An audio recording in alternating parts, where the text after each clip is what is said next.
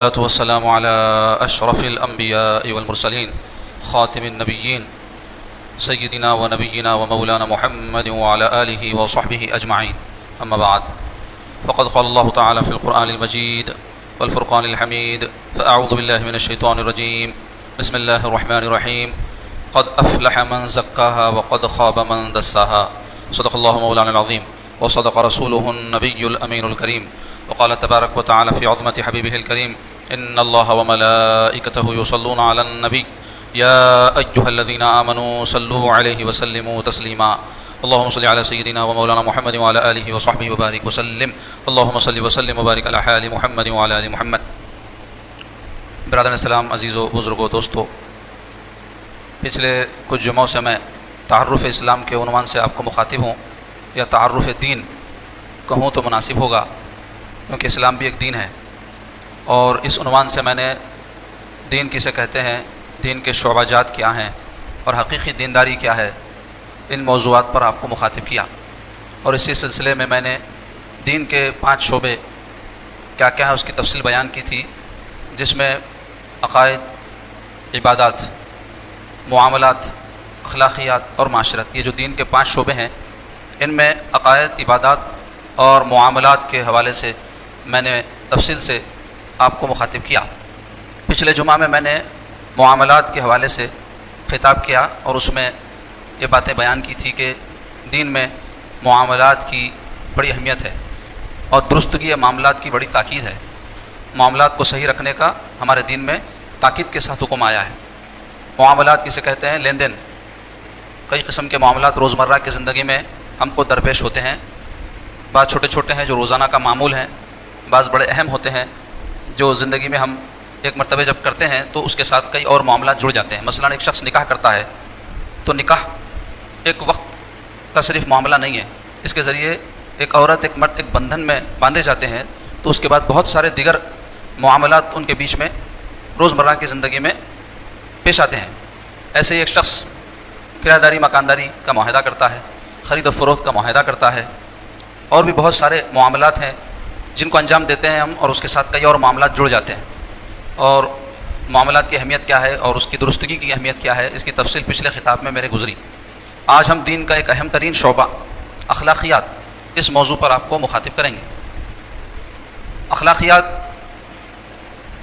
دین میں داخل ہے. اخلاقیات ایک رسم نہیں ہے بلکہ عین دینداری ہے، اور دینداری میں بھی آدمی کی دینداری کی پہچان ہے. دیکھو عزیزو، عقائد کا معاملہ انسان کے باطن سے ہے، دل سے ہے. اللہ کو ایک ماننا، رسول اللہ صلی اللہ علیہ وسلم کو اللہ کے نبی ماننا، آخرت کو یقینی طور پہ ہونے والی ہے ماننا، تقدیر کا اچھا برا اللہ تعالیٰ کی طرف سے ہونا ہے یہ ماننا. تو یہ کہاں مان رہے ہیں آپ؟ دل میں. اعتقاد آپ کا کہاں ہے؟ دل میں. اس کا تعلق باطن سے ہے. آپ کا عقیدہ کیا ہے یہ کوئی آنکھ سے دیکھ کر کے نہیں جان سکتا. دل میں آپ کے توحید ہے کہ نہیں؟ دل میں آپ کے رسول اللہ صلی اللہ علیہ وسلم کی محبت ہے کہ نہیں؟ کیا یہ آنکھ سے نظر آئے گی؟ اس کا تعلق انسان کے باطن سے ہے، اور اس کا تعلق اللہ اور اللہ کے بندے سے ہے. اللہ اور اللہ کے بندے کے بیچ کا معاملہ ہے. کس کا عقیدہ صحیح ہے، درست ہے، اللہ کے نزدیک قابل قبول ہے نہیں ہے، یہ فیصلہ اللہ کرے گا. عبادات جہاں تک ہم انجام دیتے ہیں یہ کچھ حد تک ہماری دینداری کو ظاہر کرتی ہیں. کوئی 5 وقتہ نماز کا پابند ہے، رمضان کے پورے روزے رکھتا ہے، اس نے حج بھی کر لیا ہے، زکوٰۃ ادا کرتا ہے، تو عام طور پہ ہم سمجھتے ہیں کہ ایک آدمی ہے، دیندار آدمی ہے. لیکن ایسا بھی تو ہو سکتا ہے کہ یہ عبادات جو وہ انجام دے رہا ہے بظاہر تو عبادت ہے، لیکن اس کے اندر اس کی نیت صحیح نہیں ہے. لوگوں سے تعریف کا خواہاں ہے، واہ واہ کا خواہاں ہے، عبادت گزار کہلانا چاہتا ہے. وہ تو اللہ جانے، عبادت کرنے والا جانے. اس سے بھی حقیقی دینداری ظاہر نہیں ہوتی.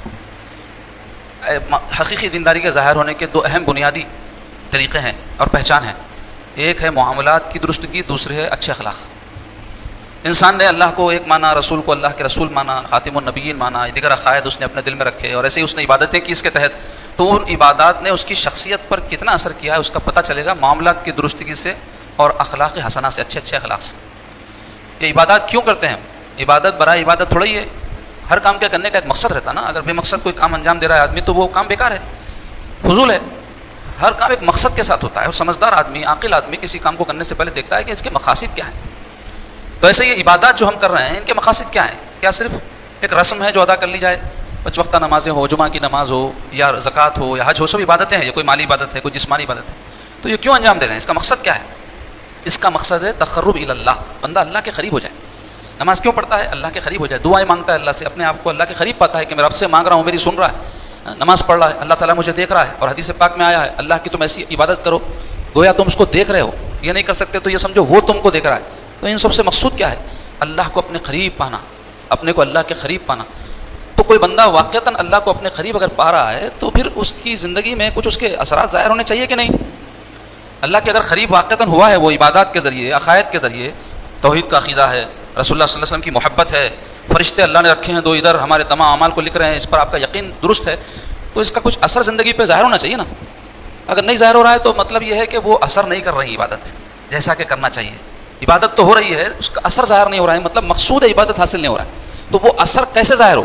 یہ دو چیزوں سے ظاہر ہوتا ہے۔ ایک ہوتا ہے معاملات کی درستگی سے، کیونکہ کوئی بندہ واقعتاً اللہ کو اپنے قریب پا رہا ہے اور اس کا یہ ایمان ہو کہ کل کو اللہ کے حضور میں حاضر ہو کر مجھے اپنے دنیا میں کیے ہوئے اعمال کا حساب کتاب دینا ہے، وہ بے ایمانی کرے گا، وہ جھوٹ بولے گا، دھوکہ دے گا، بددیانتی کرے گا، ظلم کرے گا، لوگوں کو ایذا پہنچائے گا؟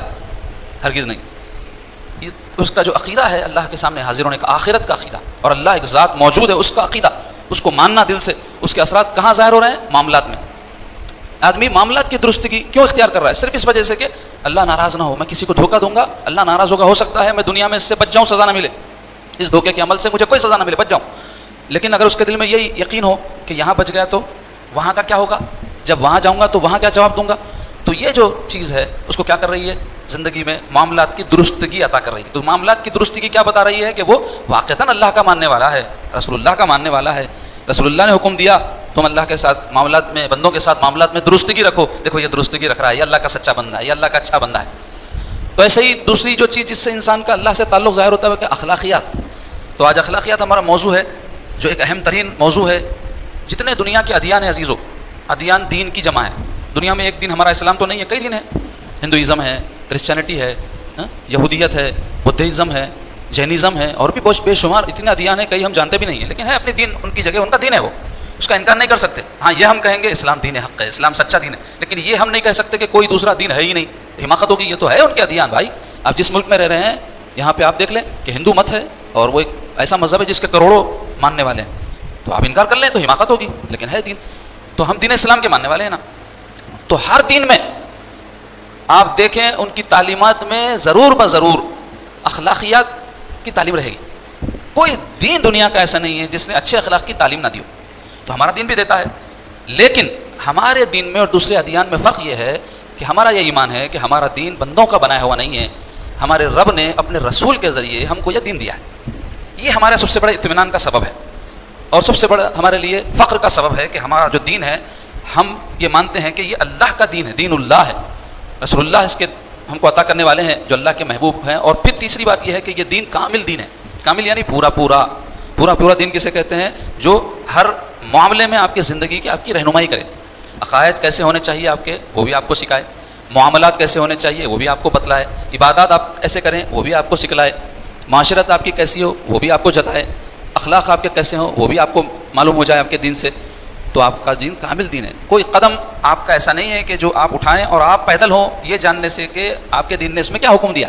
یہ اور بات ہے کہ ہم سیکھنے میں پیدل ہیں، دین میں اس میں کوئی خرابی نہیں ہے، آپ کے دین نے ہر چیز آپ کو سکھائی ہے۔ ہماری کم علمی ہے، اب کم علمی کئی سبب سے ہوتی ہے، سستی کاہلی کے سبب سے یا کسی چیز کی اہمیت نہیں ہونے کے سبب سے، جو بھی سبب رہا ہو، ہم دین کی تعلیمات سے جیسے واقف ہونا ہے نہیں ہے۔ لیکن ایسا نہیں ہے کہ ہمارے دین میں اس امر کے بارے میں کوئی حکم نہ ہو، کوئی تعلیم نہ ہو، ہر چیز کی تعلیم موجود ہے۔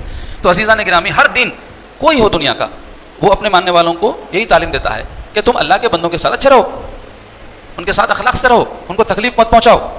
اگر تم دیندار ہو تو تمہاری دینداری یہ ہونی چاہیے کہ اللہ کے بندوں کو تم سے فائدہ پہنچے۔ اس لیے آپ دیکھیں دنیا کے جتنے ادیان ہیں ان میں خدمت خلق کی تعلیم بھی ہے۔ خدمت خلق ہو تو اللہ کے بندوں کی خدمت کرنا۔ تو خدمت کیسے ہوتی ہے؟ مال سے ہوتی ہے، جسم سے ہوتی ہے، زبان سے ہوتی ہے۔ تو کئی ایسے فلاحی ادارے نہیں ہیں دنیا میں، خاص طور پہ کرسچن جو مذہب ہے ان کے یہاں فلاحی کاموں کی بہت اہمیت ہے، تعلیم کے میدان میں ہو یا جو ہے طب کے میدان میں ہو یا اور دیگر انسانیت کی خدمت کے میدان میں ہو، کرسچن مشنریز بڑا کام کرتی ہیں۔ جو نہیں جانتا کیا کر سکتے، لیکن جاننا چاہیے ہم کو کہ دنیا میں کیا کچھ ہو رہا ہے۔ ہمارا حال یہ ہو گیا کہ ہم بولی میں کے مینڈوک ہیں، ہمارا گھر، ہماری مسجد، ہماری دکان، ہمارا آفس، اسی میں ہماری دنیا شروع ہو کے ختم ہو جاتی ہے۔ وہ دنیا بہت بڑی ہے میرے بھائی، اور آج دنیا میں کیا کچھ ہو رہا ہے سوشل میڈیا کے ذریعے آپ کو بآسانی پتہ چل رہا۔ یہ اور بات ہے کہ ہم اپنے ٹیسٹ کی چیزیں لے لیتے، کوئی انٹرٹینمنٹ لے لیتا اس میں سے، کوئی جو ہے گیمز لے لیتا اس میں سے، کوئی فحاشی لے لیتا اس میں سے، کوئی کچھ اپنی مرضی کے مطابق لے کے ہم اپنی دنیا میں مگن ہیں. لیکن دنیا بہت بڑی ہے، دنیا میں بہت کچھ ہو رہا ہے. تو جاننا چاہیے کہ ہر دن اپنے ماننے والوں کو اخلاق کی تعلیم دیتا ہے. اور اخلاق کا تعلق کس سے ہے؟ اخلاق کا تعلق اللہ کے بندوں سے ہے. عبادت کا تعلق کس سے ہے؟ اللہ سے ہے. نماز کس کی پڑھیں گے آپ؟ اللہ کی. روزہ کس کے لیے رکھیں گے؟ اللہ کے لیے. حج، عمرہ، زکوٰۃ سب کس کے لیے کریں گے؟ اللہ کے لیے. اخلاق کا تعلق کس سے ہے؟ اللہ کے بندوں کے ساتھ. لیکن آپ دیکھو کمال کی بات، اللہ تبارک و تعالیٰ جتنا بندے کی عبادت کرنے سے خوش ہوتے ہیں اس سے زیادہ اچھے اخلاق والے سے خوش ہوتے ہیں. اور اگر کوئی بندہ اللہ کی بہت عبادت کر رہا ہے لیکن اس کے اخلاق اچھے نہیں ہیں تو اللہ تعالیٰ اس کی عبادت کو قبول نہیں کرتے. کمال کی بات ہے کہ نہیں؟ اس کا الٹ نہیں ہوتا ہے. اگر کسی کے اخلاق اچھے ہیں تو ہو سکتا ہے کہ اس کے اخلاق کی وجہ سے عبادات کی کوتاہی اللہ معاف کر دے. لیکن اگر کسی کے عبادات بہت ہیں لیکن اخلاق اچھے نہیں ہیں تو اخلاق کی کوتاہی کو عبادت کی وجہ سے اللہ معاف نہیں فرمائیں. اس فرق کو سمجھو آپ اور اس کی اہمیت کا اندازہ لگاؤ. اسلام کی تعلیمات کا بڑا حصہ یقین جانیں آپ جس سے مسلمان غافل ہیں وہ اللہ کے بندوں کے ساتھ ہم کو کیسے رہنا ہے وہ سکھاتا ہے.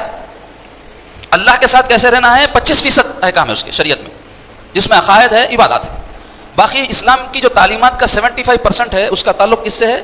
مخلوقات کے ساتھ ہے. کیوں؟ ہم زیادہ مخلوقات کے ساتھ رہتے ہیں. اللہ کے ساتھ زیادہ کہاں رہتے ہیں؟ حالانکہ جو اللہ والے ہیں وہ مخلوقات کے ساتھ بھی رہیں تب بھی اللہ کے ساتھ ہی رہتے ہیں. کیوں؟ وہ سب یہ کرتے ہیں اللہ کے لیے. اللہ کے بندوں کے ساتھ حسن سلوک، چاہے وہ آپ کے گھر والے ہوں، چاہے آپ کا پڑوسی ہو، کاروباری ہو، گھر کے پاس والا پڑوسی ہو، چاہے آپ سڑک پہ چل رہے ہوں، چاہے کاروبار کر رہے ہوں، چاہے آفس میں کام کر رہے ہوں، آپ کچھ کر رہے ہوں، اللہ کی مخلوق کے ساتھ رہتے ہیں نا. تو ان کو خوش کرنا کیا ہے؟ اللہ کو خوش کرنا ہے. تو عزیزان گرامی اخلاق کی اہمیت کو ہم سمجھیں تو اس کے لیے پہلے اخلاق کیا ہے سمجھنے کی ضرورت. عام طور پہ اخلاق بولے تو لوگ کیا سمجھتے ہیں؟ تھوڑا کسی سے ہنس بول کے مل لینا، دل میں نہیں بھی رہا، غصہ بھی آیا تو منہ مسکراتا ہوا بنا لینا. اس کو ہم ایک عارضی رویہ سمجھیں. اخلاق کو ہم کیا سمجھیں؟ ایک عارضی ٹیمپروری ایک رویہ، لوگوں کے ساتھ عارضی طور پہ اچھا رہنا. جبکہ اس کی تعریف اس کی الٹ ہے. لوگوں کے ساتھ مستقلاً اچھا رہنے کے نام اخلاق ہے. ہمیشہ کا آپ کا ایک رویہ ہو جس سے آپ کے اچھے ہونے کی پہچان ہو، اس کا نام اخلاق ہے. یہ جو لفظ اخلاق ہے یہ ایک جمع ہے، پلورل.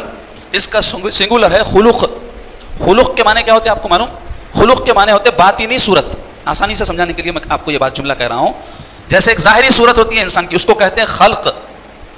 خلق میں ظاہری صورت میں ہر مخلوق الگ الگ ہے. جانور ہے، جانور بول کے کیسا پہچانتے ہیں آپ؟ ان کے صورت سے، ان کے حلیے سے پہچانتے ہیں. ایسے ہی پرندے کو پرندہ کیوں کہتے ہیں؟ اس کی ظاہری خلق ہے، اس کا ایک اسٹرکچر ہے، اس کی ایک باڈی ہے جس کو دیتے پرندہ بولتے. کبھی پرندے کو جانور بولتے ہیں آپ، جانور کو کبھی پرندہ بولتے. پھر پرندوں میں اور جانوروں میں بھی پھر ایک الگ الگ قسمیں ہیں اپنی صفات کی وجہ سے. 4 پاؤں سے چلنے والی بکری بھی ہے مگر شیر بھی ہے 4 پاؤں سے چلتا. دونوں کی خصلتوں میں زمین آسمان کا فرق ہے. شیر بہادر ہوتا ہے، شکاری ہوتا ہے، پھاڑ دیتا ہے. بکری بیچاری منمناتی ہے. صفت کی وجہ سے فرق ہو گیا، انہوں 4 پاؤں کے انہوں 4 پاؤں. صورتوں میں بھی فرق، صفات میں بھی فرق ہے نا. تو ایسے ہی انسان کی ایک ظاہری صورت ہے اور ایسے ہی ایک اس کی باطنی سیرت ہے. تو ظاہری صورت کو کیا کہتے ہیں؟ خلق عربی زبان میں. اور باطنی جو سیرت ہے اس کو کیا کہتے ہیں؟ خلق. خلق کے معنی کیا ہوتے ہیں؟ انسان کی اندرونی صفات اور ایسی صفات جس کے ذریعے سے کوئی کام وہ کرنے میں وہ صفت اس کو آسانی پیدا کر دے. اور یہ اچھی بھی ہو سکتی ہے، بری بھی ہو سکتی ہے.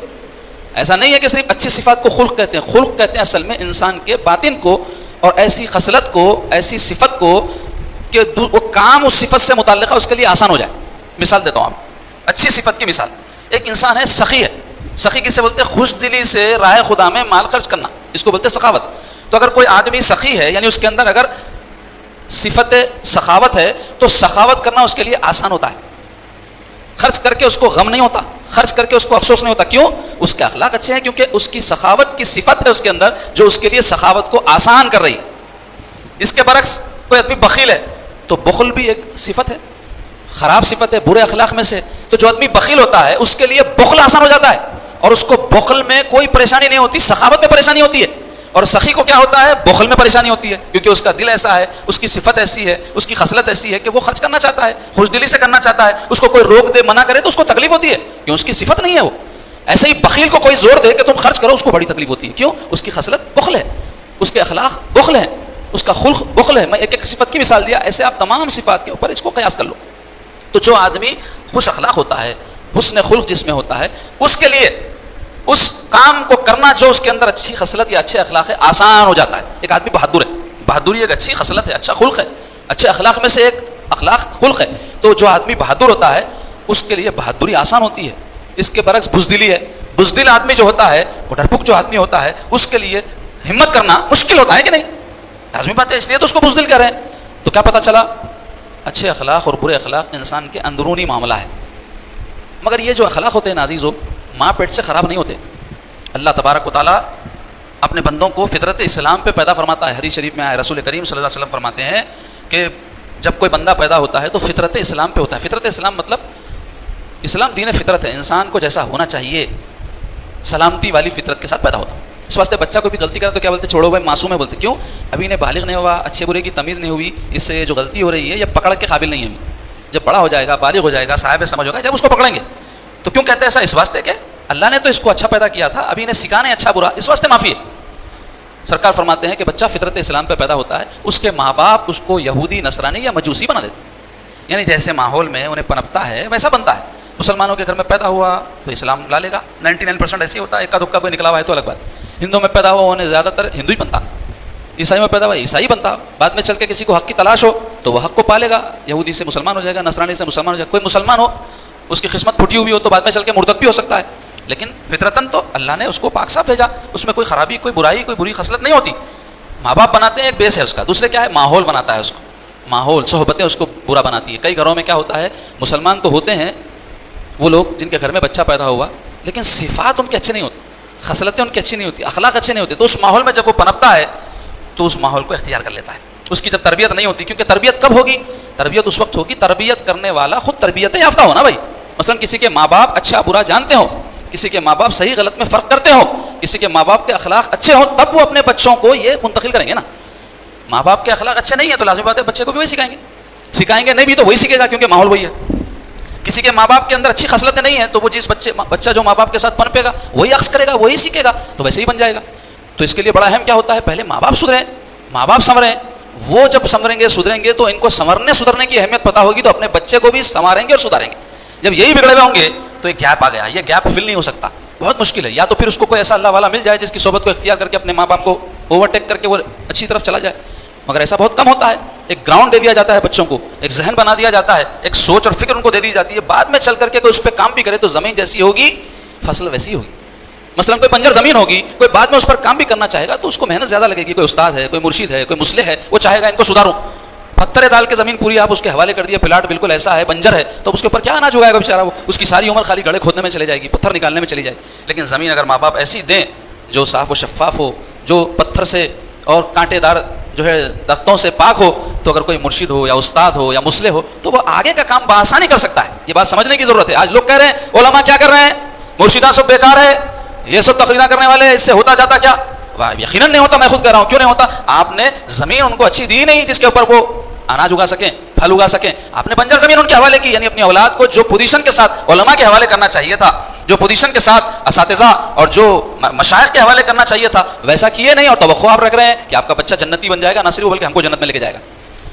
ہم جو کرنے کا کام ہے ہر ایک کو اپنا اپنا کام کرنا ہے، علماء کو بھی کرنا ہے، مشائخ کو بھی کرنا ہے، اللہ کے پاس ان کو بھی اپنی ذمہ داریوں کا حساب کتاب دینا ہے. لیکن ہم میں ہر فرد کو یہ سوچنا ہے کہ ہم کو جو عین ذمہ داری اپنی اولاد کے لیے تربیت کی تھی ہم نے وہ کر کے اپنے بچے کو آگے بڑھایا ہے کیا؟ اس کو ہم بناتے ہیں پکا دنیا دار بچپن سے، اس کے ذہن میں دنیا دنیا دنیا کی محبت بٹھاتے ہیں، اور جب ذرا بڑا ہو کر دنیا دار بن کے دنیا داری کرتا ہے. اور ہم بوڑھے ہو کر جب دیندار بن کے چاہتے ہیں یہ دیندار بنے، کہاں سے بنتا انہیں؟ اس کو سوچ نہیں دی آپ، اس کو فکر نہیں دیے. تو مختصر ہی عزیزو، اخلاق کی اصلاح کا آغاز اصل میں ہوتا ہے گھر سے، اصل میں ہوتا ہے ماں باپ سے. وہ اگر یہ کام نہیں کر پائے تو پھر زیادہ کچھ توقع دوسروں سے نہ رکھیں آپ. ہم تو جاننا چاہیے کہ اخلاق کی بڑی اہمیت ہے. تو اخلاق جو ہے خلق جو لفظ ہے اس کی جمع ہے، اور میں نے اس کی تعریف بیان کی کہ خصلت باطنی.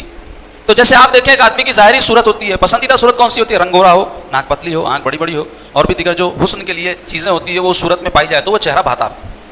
ایسے ہی انسان کی سیرت کا بھی معاملہ ہے کہ انسان کے اندر اچھے اچھے اخلاق ہو تو بھلے ہی اس کا چہرہ سیاہ ہو، اخلاق کی وجہ سے لوگوں میں محبوب ہو جاتا ہے، اخلاق کی وجہ سے لوگوں میں پسندیدہ ہو جاتا ہے. اور کئی ایسے ہوتے ہیں رنگ روپ صورت شکل والے ہوتے ہیں لیکن اخلاق اچھے نہیں ہیں، تو چند دن کے بعد آپ کو جب پتہ چلتا ہے کہ مولوی صاحب ایسے ہیں تو ان کی صورت لے کے کیا کریں گے، ان کا حسن لے کے کیا کریں گے؟ چاٹیں گے ان کو.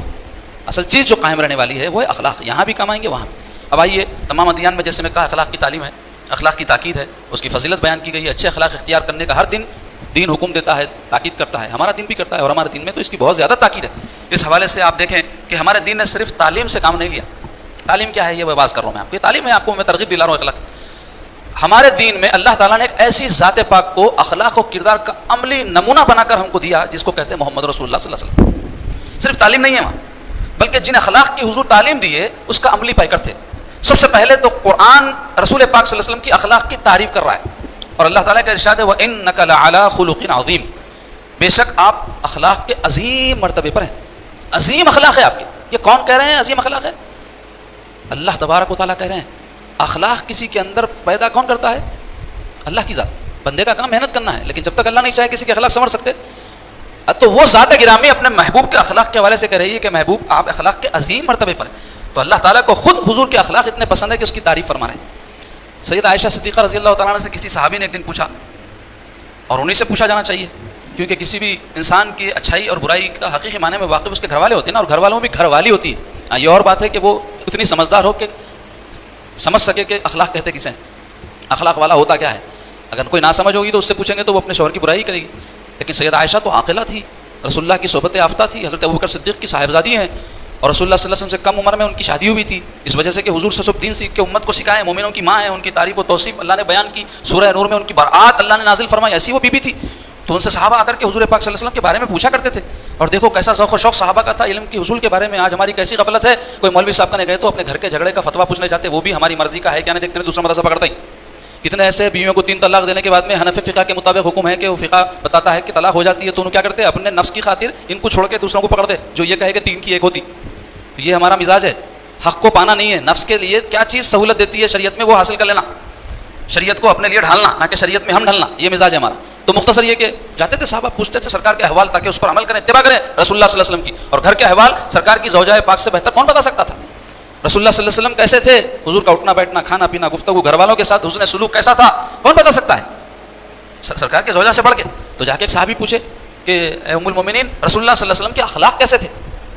اللہ اکبر, ان کی بھی فصاحت و بلاغت اور علمیت کی آپ قربان جاؤ. ایک جملے میں انہوں نے سرکار کے جو اخلاق کا خاکہ کھینچا ہے, سبحان اللہ. ارشاد فرمایا کانا خلقہ القرآن. 3 الفاظ ہے اس میں صرف. کانا کے معنی تھے کہ آتے عربی میں, خلقہ کے معنی ہے ان کے اخلاق. القرآن, قرآن تھے بولے. رسول اللہ صلی اللہ علیہ وسلم کے اخلاق کیا تھے بولے تو حضور ایسے تھے ویسے تھے. عمر بھر بھی بیان کرے تو حضور کے اخلاق کی تفصیل بیان نہیں ہو سکتی, لیکن اس سمندر کو ایک کوزے میں انہوں نے باندھ دیا اور کہا کانا خلقہ القرآن, حضور کے اخلاق قرآن تھے. کیونکہ صحابہ سب قرآن کے حافظ تھے اکثر اور پڑھا کرتے تھے, تو ان کو کہا کہ میرے سے کیا پوچھتے, قرآن میں دیکھو سرکار کیسے تھے. کیا مطلب ہے اس کی تفسیر میں بیان کیا گیا اس حدیث پاک کی تشریح میں, شرح میں محدثین لکھتے ہیں یعنی قرآن جن اخلاق کو اختیار کرنے کا حکم دیا ہے اس کا عملی نمونہ حضور کی زندگی تھی. قرآن جن چیزوں سے بچنے کا حکم دیا رسول اللہ صلی اللہ علیہ وسلم اس کے قریب کبھی نہیں پھٹ گئے. قرآن جن اخلاق کو اختیار کرنے کا حکم دیا حضور اس کا عملی پیکر تھے. اسی لیے تو اللہ نے فرمایا وَإِنَّكَ لَعَلَىٰ خُلُقٍ عَظِيمٍ کہ بے شک اخلاق کے عظیم مرتبے پر ہیں. اور جگہ جگہ قرآن میں اللہ تعالیٰ نے حضور پاک صلی اللہ علیہ وسلم کے اخلاق کا ذکر کس پیارے پیارے انداز سے فرمایا ہے. وہ ساری آیات کی تفصیل بیان کروں تو وقت زیادہ ہوگا. تبرکاً میں 1-2 آیات آپ کے سامنے بیان کرتا ہوں. اللہ تعالیٰ فرماتے ہیں فَبِمَا رَحْمَةٍ مِّنَ اللَّهِ لِنْتَ لَهُمْ. کیا معنی ہے اس کا؟ فَبِمَا رَحْمَةٍ مِّنَ اللَّهِ کے معنی ہے یہ اللہ کی رحمت ہی ہے, یا یہ اللہ کی رحمت ہی کے سبب ہے. فَبِمَا رَحْمَةٍ مِّنَ اللَّهِ یہ اللہ کی رحمت ہی کے سبب ہے, یہ اللہ کی رحمت ہی ہے. لِنْتَ لَهُمْ کہ آپ ان لوگوں پر نرم ہیں. سبحان اللہ, کیا اخلاق تھے رسول اللہ صلی اللہ علیہ وسلم کے. حضور بہت نرم تھے صحابہ اکرام کے لیے, یہاں تک کہ کافروں کے لیے بھی رسول اللہ صلی اللہ علیہ وسلم نرم تھے. یہاں تک کہ جب بات لڑائی کی آ جاتی, جہاد کی آ جاتی, تو وہاں رسول اللہ صلی اللہ علیہ وسلم بڑے سخت تھے. لیکن عام روزمرہ کی زندگی کے معاملات میں اپنے پڑوسی کافروں کے ساتھ, دشمن اپنے جو کافر دشمن تھے ان کے ساتھ بھی رسول اللہ صلی اللہ علیہ وسلم کا معاملہ نرمی کا تھا. اور اگر کوئی حق کو قبول کر لیتا, اسلام میں آ جاتا, تو کیسے سے کیسا حضور کا دشمن رہا ہو رسول اللہ صلی اللہ علیہ وسلم اس کو معاف فرما دیتے. اس حوالے سے 1-2 نہیں, 10-20 نہیں, سینکڑوں واقعات ہیں ساری سیرت کی کتابوں میں بھرے پڑے ہیں.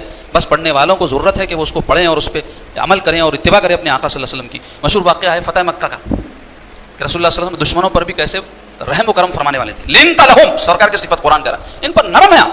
اور یہ کیوں ہے؟ اللہ کی رحمت ہے یہ سرکار پاک صلی اللہ علیہ وسلم کو ان پر نرم ہونا. اور اللہ تعالیٰ فرما رہے ہیں وَلَوْ كُنْتَ فَظًّا غَلِيظَ الْقَلْبِ اگر آپ ہوتے تر شروع اور سخت دل. تر شروع بولتے برا منہ بنا کے رہنا. مومن کی شان کیا ہے؟ مسکراتے رہنا, مسکراتے رہنا. غم اگر ہے کوئی تو سینے میں رہے, چہرے کے اوپر یہ لکیر پھیلی رہے. لیکن اس کا الٹا ہے, ہمیشہ لوگوں کے ساتھ چڑچڑا پنا. کئی ایسے شوہر ہیں بیویوں کے ساتھ, کئی ایسے دوست ہیں دوستوں کے ساتھ, کئی ایسے آفس میں کام کرنے والے ہیں اپنے ماتحتین کے ساتھ یا اپنے اوپر والوں کے ساتھ, یا کئی بازار میں پڑوسی ایک دوسرے کے یعنی ہنس کے زیادہ بات کرتے فری ہو جاتا کرتے, اور زیادہ ہنسے تو چڑھا جاتا کرتے. ایسا سوچے لوگوں کی. رسول اللہ صلی اللہ علیہ وسلم کی سنت کیا تھی؟ کچھ خیال نہیں. ہم حدیث پاک میں آیا رسول اللہ صلی اللہ علیہ وسلم ہمیشہ تبسم کے نہ رہتے تھے, مسکراتے رہتے تھے. تو اللہ تعالیٰ کیا فرما رہے ہیں ولو کنت فظا، اگر آپ ہوتے ترش رو، سخت چہرے والے، منہ بنا کے رہنے والے، معاذ اللہ. اور دوسری خصلت کیا بیان فرمائی بری؟ وہ کیا ہے؟ غلیظ القلب کے معنی ہوتے ہیں سخت دل.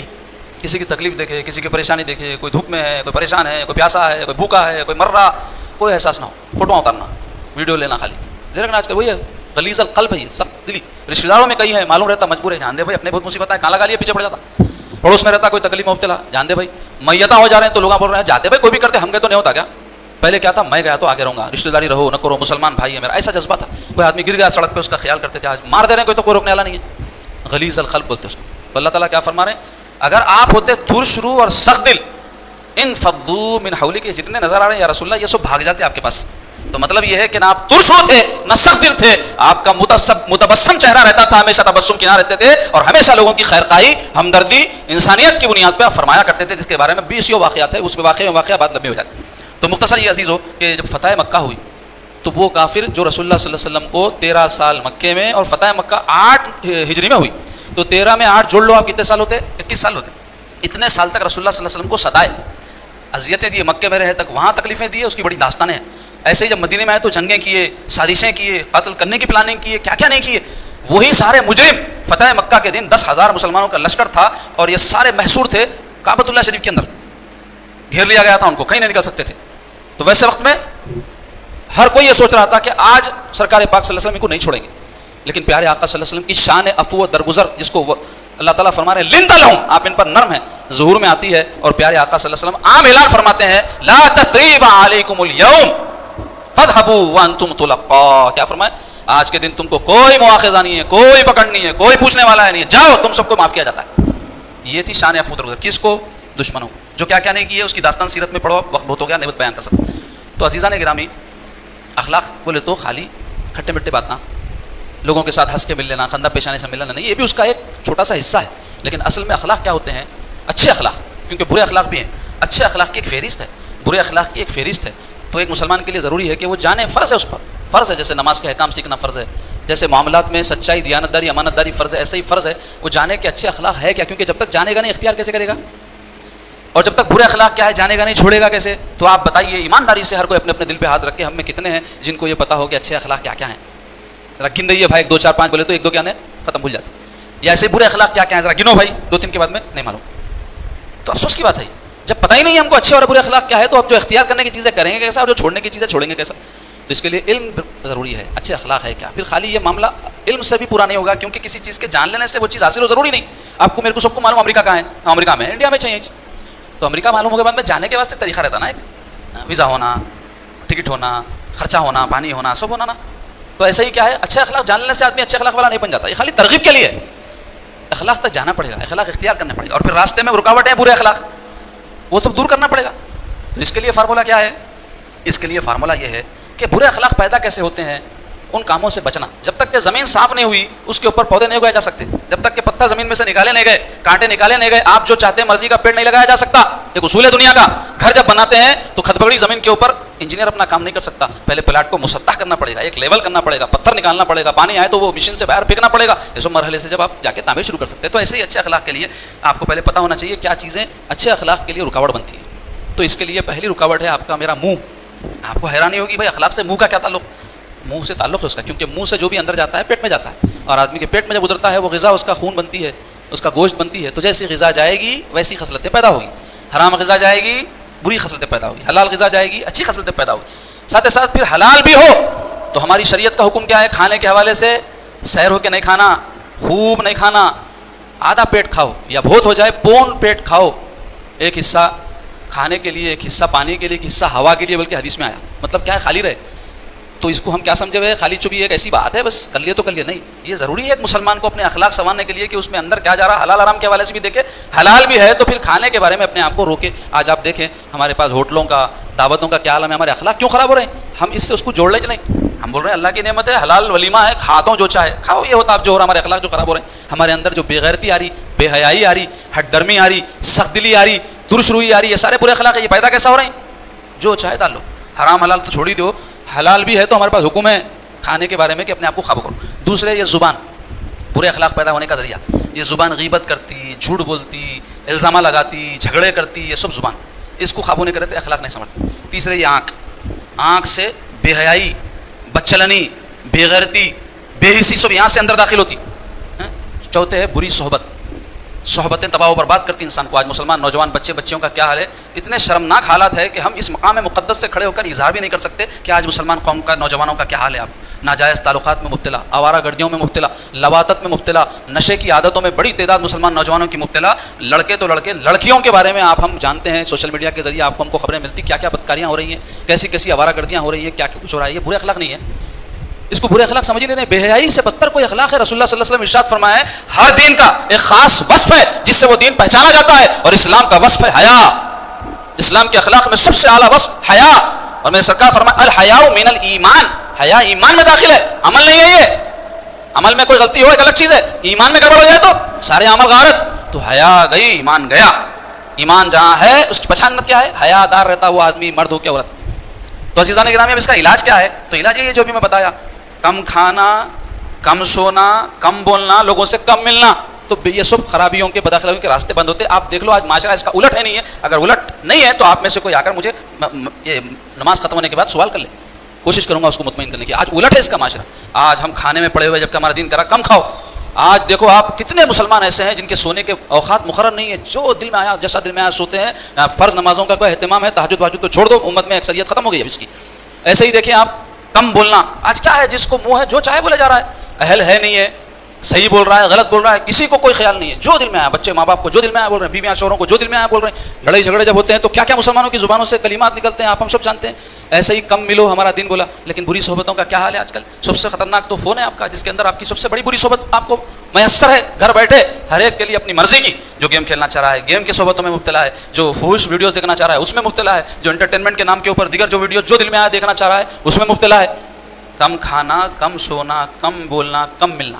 خدا کی قسم اس پہ عمل کرے بغیر اخلاق سنور ہی نہیں سکتے. لاکھ کہنے والا واز کر لے اس کے نہیں سمجھ سکتے، لاکھ سننے والا سن لے اس کے نہیں سمجھ سکتے. کیونکہ کئی چیزیں ایسی ہوتی ہیں پریکٹیکل ہوتی ہیں، جب تک آپ اس پہ عمل نہیں کریں گے آپ کو اس کا فائدہ نہیں ہوگا. کھانے کے ڈشوں کی تعریفیں سنیں تو پیٹ بھرتا؟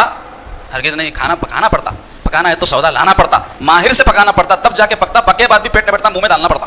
تو ایسے ہی اخلاق پہ واز کرنے سننے سے اخلاق نہیں سمجھتے. جب تک کہ مجاہدہ نہ ہو، جب تک کہ تزکیہ نفس نہ ہو، جب تک کہ اللہ والوں کی صحبت اور ان کی نگرانی میں ہماری ایسی تربیت نہ ہو، اخلاق نہیں سمجھ سکتے. ایک پیغام تھا جو میں آپ تک پہنچا دیا. اللہ تبارک و تعالیٰ مجھ کو آپ کو سب کو اس پہ عمل کرنے کی توفیق نصیب فرمائے. اے اللہ ہمارے اخلاق و کردار کو سنوار دیجیے، بدخلقی سے ہم کو محفوظ رکھیے، اچھے اخلاق ہمارے اندر پیدا فرمائیے، ایسے اخلاق جس سے آپ راضی ہو جائیں، آپ کے حبیب راضی ہو جائیں. وصلی اللہ تعالیٰ علی سیدنا محمد و آلہ و صحبہ اجمعین برحمتک یا ارحم الراحمین والحمد للہ رب العالمین.